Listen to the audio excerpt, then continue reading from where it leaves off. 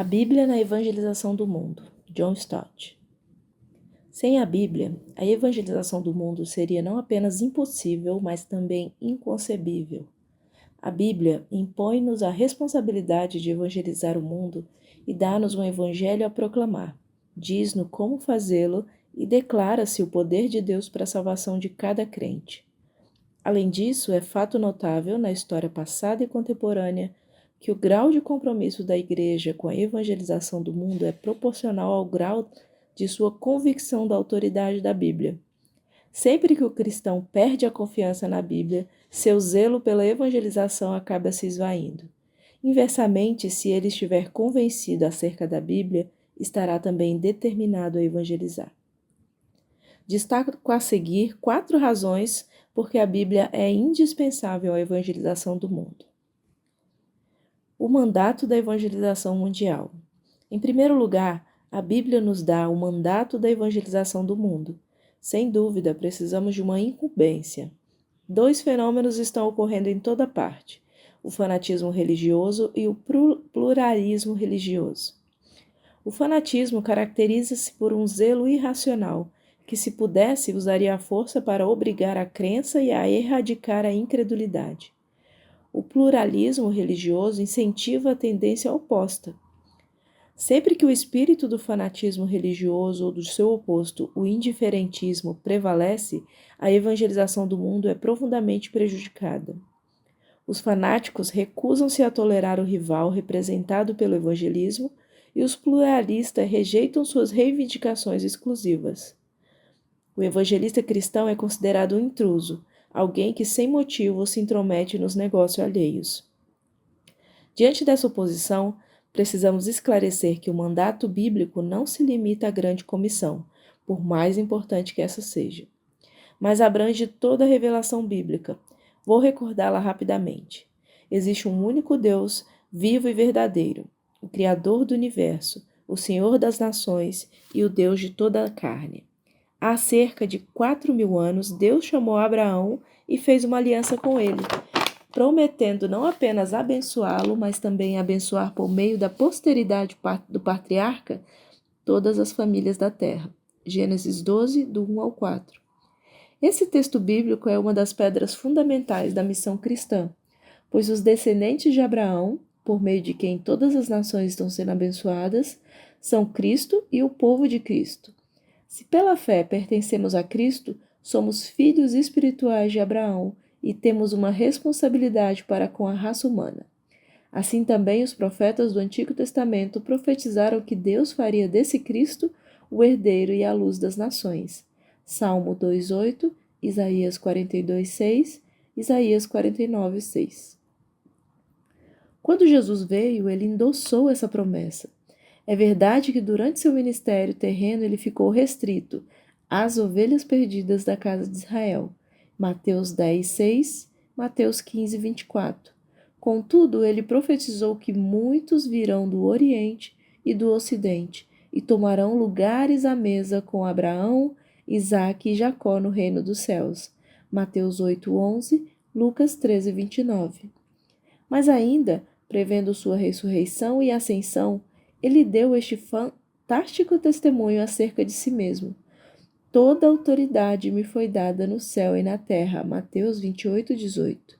Foi em consequência da sua autoridade universal que ele ordenou aos seus seguidores que fizessem discípulos de todas as nações, batizando-os na nova comunidade e ensinando a todos sua doutrina. Mateus 28:19. Isso os cristãos primitivos começaram a fazer quando o Espírito Santo, da verdade e do poder, desceu sobre eles. Eles se tornaram testemunhas de Jesus até os confins da terra. Atos 1:8. E o faziam por amor do seu nome. Romanos 1:5, 3 João 7. E eles sabiam que Deus havia superexaltado a Jesus, entronizando-o à sua direita e concedendo-lhe a mais alta posição, a fim de que toda língua confessasse seu senhorio. Eles queriam que Jesus recebesse a honra devida ao seu nome. Além disso, um dia ele retornará em glória para salvar, julgar e reinar. Portanto, o que deveria preencher o espaço entre as duas vindas? a missão mundial da Igreja. O fim da história só viria depois que o Evangelho alcançasse os confins da terra. Mateus 24:14 com 28:20 e Atos 1:8. Os dois fins iriam coincidir. Nosso mandato para a evangelização do mundo, portanto, é a Bíblia inteira. Deve ser encontrado na criação de Deus, porque todos os seres humanos são responsáveis diante deles no caráter de Deus, transcendente, amoroso, compassivo, não desejando que ninguém pereça, mas que todos venham ao arrependimento. Nas promessas de Deus, que todas as nações sejam benditas por meio da semente de Abraão e venham ser a herança do Messias, no Cristo de Deus agora exaltado com autoridade universal, para receber a aclamação universal. No Espírito de Deus que convence do pecado, dá testemunho de Cristo e impele a Igreja a evangelizar. Na Igreja de Deus, que é uma comunidade missionária multinacional com ordens de evangelizar até que Cristo volte. A dimensão global da missão cristã é irresistível. O cristão individual e as igrejas locais que não se comprometem com a evangelização do mundo estão contradizendo, por cegueira ou por desobediência, uma parte essencial da sua identidade, a qual provém de Deus. O mandato bíblico para a evangelização do mundo não pode ser ignorado. A mensagem da evangelização mundial. Em segundo lugar, a Bíblia nos disponibiliza a mensagem para a evangelização do mundo. O Pacto de Lausanne define o evangelismo em termos de evangelho. O parágrafo 4 declara: evangelizar é difundir as boas novas de que Jesus Cristo morreu por nossos pecados e ressuscitou segundo as Escrituras, e de que, como Senhor e Rei, Ele agora oferece o perdão dos pecados e o dom libertador do Espírito a todos os que se arrependem e creem. Nossa mensagem vem da Bíblia, mas quando a buscamos nas Escrituras, imediatamente deparamos com um dilema. De um lado, a mensagem nos é outorgada. Não temos a permissão de inventá-la. Ela nos foi confiada como um depósito precioso, que nós, como servos fiéis, devemos guardar e distribuir na casa de Deus. 1 Timóteo 6:20, 2 Timóteo 1:12 ao 14 e 2 Coríntios 4:1 e 2. Por outro lado, não nos foi dada como uma fórmula matemática simples e exata, e sim numa rica diversidade de formulações nas quais foram usadas imagens ou metáforas diferentes. Portanto, existe apenas um evangelho no que todos os apóstolos concordam, 1 Coríntios 15:1. E Paulo podia invocar a maldição de Deus sobre qualquer um, inclusive ele próprio, que pregasse um evangelho diferente do evangelho apostólico original da graça de Deus, Gálatas 1, dos 6 ao 8. No entanto, os apóstolos expressaram esse evangelho único de diversos modos: sacrificial, o derramamento e aspersão do sangue de Cristo; o messiânico, o surgimento do governo prometido por Deus; o legal, o juiz pronunciando a justificação do injusto; pessoal, o pai reconciliando seus filhos desviados; salvífico, o libertador celestial que veio para resgatar os desamparados; cósmico, o Senhor universal reivindicando o domínio universal. E esses são apenas alguns exemplos. O Evangelho é assim visto como único e ao mesmo tempo como diversificado. Ele é dado e ao mesmo tempo é culturalmente adaptado à sua audiência. Uma vez que percebamos isso, seremos poupados de cometer dois erros opostos. Ao primeiro chamarei fluidez total. Certa vez eu ouvi um líder de uma igreja inglês declarar que não existe coisa tal como o Evangelho até que estejamos na situação de dar o nosso testemunho. Não levamos nada conosco nessa situação, ele disse. Descobrimos o Evangelho apenas quando chegamos lá. Eu concordo plenamente com a necessidade de ser sensível em cada situação, mas se esse era o ponto que o líder em questão desejava defender, ele o exagerou grosseiramente. Existe uma coisa tal como o Evangelho revelado ou dado que não temos liberdade para falsificar. Ao erro oposto chamarei de rigidez total. Nesse caso, o evangelista se comporta como se Deus tivesse outorgado algumas fórmulas precisas que temos de repetir mais ou menos palavra por palavra e certas imagens que devemos pregar invariavelmente. Isso nos torna escravos de palavras ou de imagens, ou de ambas. Alguns evangelistas fracassam por usar uma linguagem antiquada, enquanto outros se sentem obrigados a mencionar a toda hora o sangue de Cristo, a justificação pela fé, o reino de Deus ou qualquer outra imagem. Entre esses dois extremos há um terceiro e melhor caminho. Ele combina o compromisso com o fato da revelação e com a tarefa da contextualização. Aceita como permanentemente normativas apenas as formulações bíblicas do Evangelho e entende que cada tentativa de proclamar o Evangelho na língua moderna deve justificar-se como expressão autêntica do Evangelho bíblico. Contudo, se ele se recusa a se desfazer das formulações bíblicas, também recusará recitá-las de maneira inexpressiva e sem imaginação. Em vez disso, temos de nos ocupar da luta contínua por meio da oração, do estudo e da discussão, para relacionar o Evangelho recebido com determinada situação. Uma vez que ele vem de Deus, devemos preservá-lo. Uma vez que se destina aos homens e mulheres dos tempos modernos, temos de interpretá-lo. Temos de combinar fidelidade, pelo estudo constante do texto bíblico, com sensibilidade, pela observação constante do cenário contemporâneo. Só então teremos condições de relacionar com fidelidade e relevância a palavra com o mundo, o Evangelho com o contexto e as Escrituras com a cultura. O modelo para a evangelização mundial.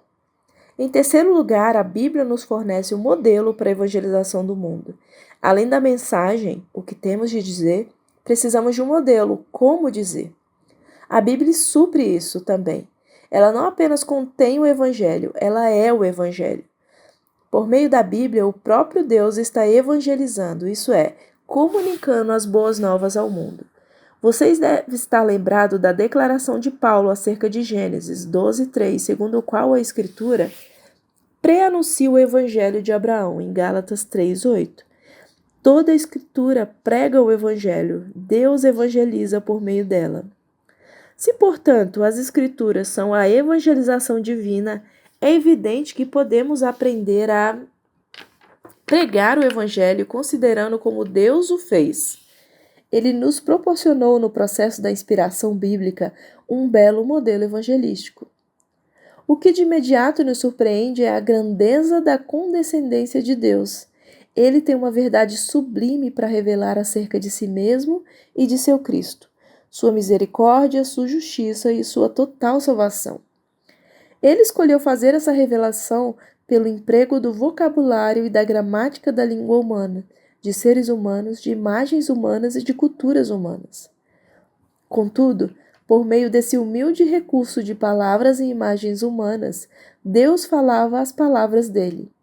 A doutrina evangélica da inspiração das Escrituras enfatiza sua dupla autoria. Homens falaram e Deus falou. Homens falaram de Deus, 2 Pedro 1:21, e Deus falou por intermédio de homens, Hebreus 1:1.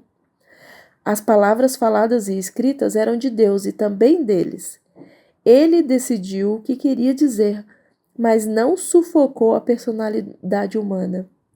Eles usaram suas faculdades livremente, mas não distorceram a mensagem divina. Os cristãos desejam declarar algo semelhante sobre a encarnação, o clímax da autocomunicação de Deus. O Verbo se fez carne, João 1,14. Isso é, a palavra eterna de Deus, que desde a eternidade estava com Deus e era Deus, o agente através do qual o universo foi criado, tornou-se um ser humano com todas as características de judeu palestino do primeiro século. Ele se tornou pequeno, fraco, pobre e vulnerável. Ele experimentou a dor e a fome e se expôs à tentação. Tudo isso fazia parte da carne, isto é, do ser humano que ele se tornou. Tornando-se um de nós, porém, não deixou de ser ele mesmo. Cristo continuou sendo o Verbo eterno, isto é, o Filho eterno de Deus. Essencialmente, o mesmo princípio é ilustrado pela inspiração das Escrituras e pela encarnação do Filho. O Verbo se fez carne. O divino foi comunicado pelo humano. Deus se identificou conosco, embora não renunciasse à sua identidade, e esse princípio de identificação sem perda de identidade é um modelo para toda a evangelização, especialmente a evangelização transcultural. Alguns de nós se recusam a identificar-se com o povo que alegam servir.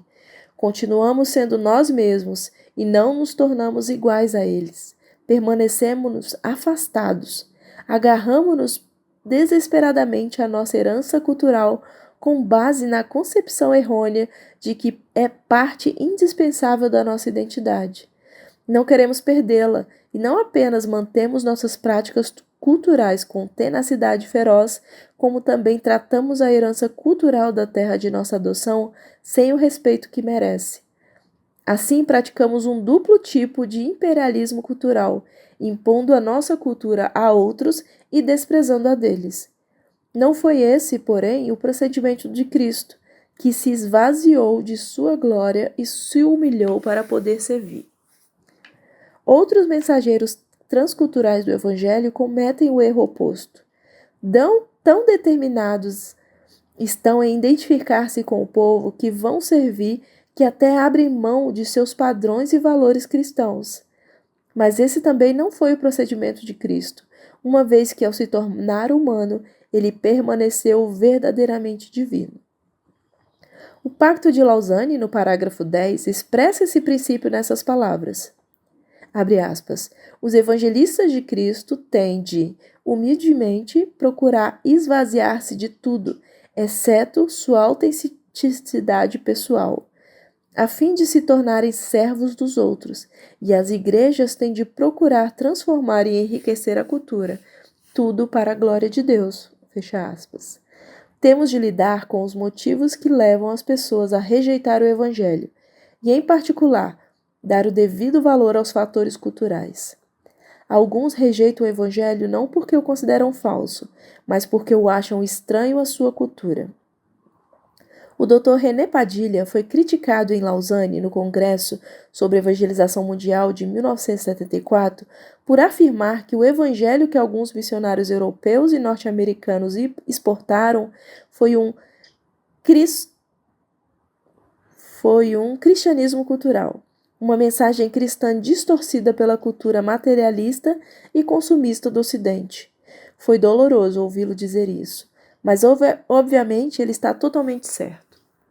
Todos nós precisamos sujeitar o nosso evangelho a um escrutínio mais crítico e numa situação transcultural. Os evangelistas visitantes precisam, com humildade, buscar a ajuda dos cristãos locais para discernir as distorções culturais de sua mensagem. Outros rejeitam o evangelho porque percebem que é uma ameaça à sua cultura. É claro que Cristo desafia cada cultura.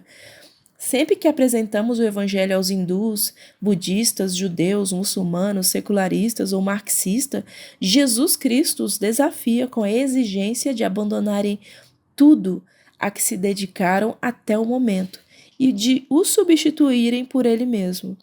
Jesus é o Senhor de cada pessoa e de cada cultura. Essa ameaça, essa confrontação não pode ser evitada. Mas não estará o evangelho que proclamamos apresentando às pessoas outras ameaças desnecessárias, ao exigir o abandono de costumes inofensivos ou porque parece destruir a arte, a arquitetura, a música e as festas nacionais, ou porque nós, que o apresentamos, somos orgulhosos de nossa cultura e cegos para a cultura dos outros? Resumindo, quando Deus nos falou nas Escrituras, ele usou linguagem humana, e quando nos falou em Cristo, ele assumiu carne humana. A fim de revelar-se, ele se esvaziou e se humilhou. Esse é o modelo de evangelismo que a Bíblia apresenta. Existe autoesvaziamento e auto-humilhação em todo o evangelismo autêntico.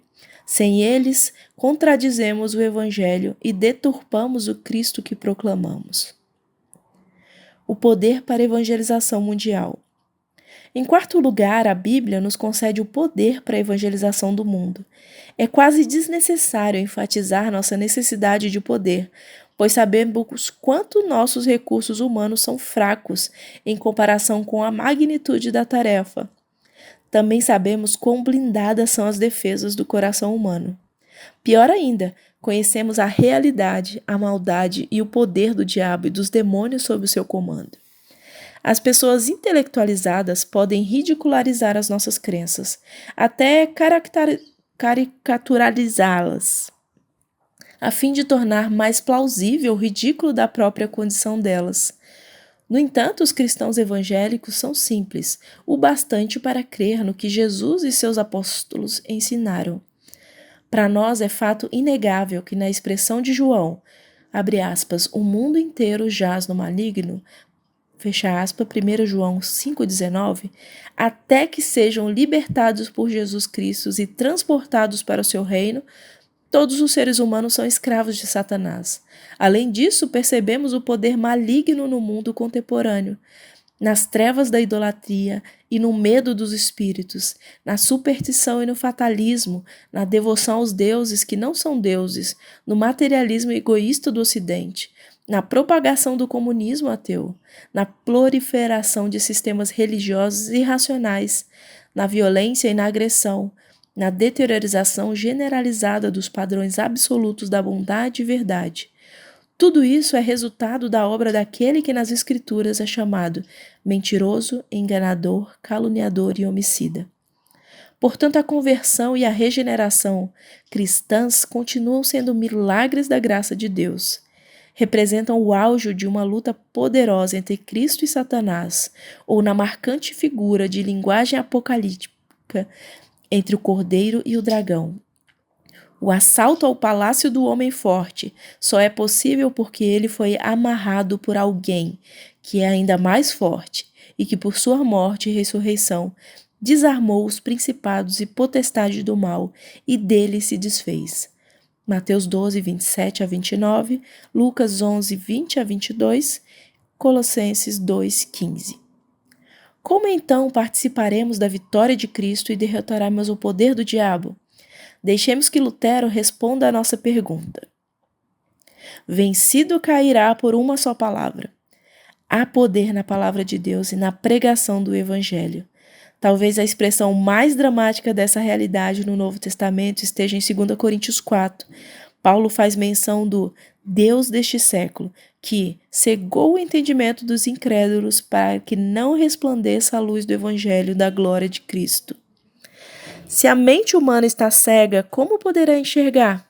Somente por meio da palavra criadora de Deus, pois foi Deus quem disse que das trevas resplandecerá a luz, que brilhou em nosso coração, para a iluminação do conhecimento da glória de Deus na face de Cristo. Versículo 6. Assim, o apóstolo compara o coração não regenerado ao negro caos inicial e atribui a regeneração ao divino fiat, haja luz. Se Satanás cega as mentes das pessoas e Deus ilumina o coração delas, em quem poderemos contribuir para esse encontro? Não seria mais humilde da nossa parte nos retirarmos do campo de batalha e deixar que lutem? Não. Essa não é a conclusão que Paulo chega. Pelo contrário, entre os versículos 4 e 6, que descrevem as atividades de Deus e Satanás, o versículo 5 diz qual é a obra do evangelista. Pregamos a Cristo Jesus como Senhor. Considerando que a luz que o diabo deseja evitar que as pessoas vejam e que Deus faz brilhar nelas é o evangelho, o melhor a fazer é pregar. Pregar o evangelho, longe de ser desnecessário, é indispensável. É o meio estabelecido por Deus para que o príncipe das trevas seja derrotado e a luz jorre no coração do ser humano. Há poder no Evangelho de Deus, poder de Deus para a salvação. Romanos 1,16. Podemos ser muito fracos. Às vezes, desejo que fôssemos ainda mais fracos. Diante das forças do mal, somos tentados a exibir certa força cristã, e a nos envolver em pequenas escaramuças verbais em nome do Evangelho. Entretanto, é em nossa fraqueza que a força de Cristo se faz perfeita, e são as palavras marcadas pela fraqueza humana que o Espírito reveste com poder. Portanto, é quando somos fracos que somos fortes. 1 Coríntios 2, 1 ao 5. 2 Coríntios 12, do 9 ao 10. Vamos proclamar a palavra do mundo. Não vamos consumir todas as nossas energias discutindo sobre a palavra de Deus. Em vez disso, vamos começar a usá-la. Ela comprovará sua origem divina por meio do poder divino. Vamos proclamá-la no mundo. Quem dera todos os missionários cristãos e evangelistas proclamassem o evangelho bíblico com fidelidade e sensibilidade, e cada pregador cristão fosse um expositor fiel da palavra de Deus. Então Deus demonstraria seu poder salvador. Sem a Bíblia, a evangelização do mundo é impossível, pois sem ela não temos nenhum evangelho para levar às nações, nenhuma garantia para oferecer, nenhuma ideia de como fazer a tarefa e nenhuma esperança de sucesso. É a Bíblia que nos dá o mandato, a mensagem, o modelo e o poder que precisamos para a evangelização do mundo. Portanto, vamos nos apoderar dela outra vez, por intermédio do estudo e da meditação diligentes. Vamos dar atenção aos seus mandamentos, captar sua mensagem, seguir sua orientação e confiar em seu poder. Vamos levantar a nossa voz e tornar a palavra conhecida. Perguntas para o estudo. Qual é a crença básica desse artigo? Explique a diferença que ela poderá fazer na vida do candidato em potencial a um trabalho missionário. Segunda pergunta. Um missionário, depois de enfrentar muitas críticas quanto ao seu trabalho, começou a procurar uma explicação para ter dado esse passo. Por que estou fazendo este trabalho? Com base no conteúdo deste artigo, o que você diria a ele? Essa é uma leitura não profissional da Raquel Guerreiro, missionária da Mocidade para Cristo. Deus abençoe.